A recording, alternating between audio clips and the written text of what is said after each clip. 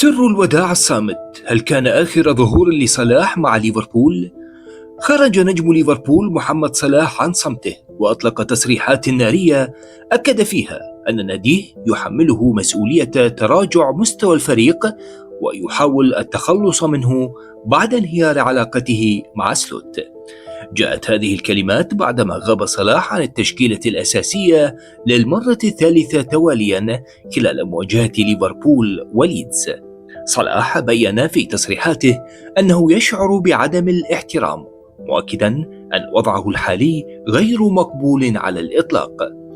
يأتي هذا في الوقت الذي شهد فيه ملعب إيلاند رود لحظة مؤثرة بعد نهاية لقاء ليفربول وليدز، عندما وقف صلاح أمام جماهير الريدز لفترة طويلة موجها لهم تحية خاصة.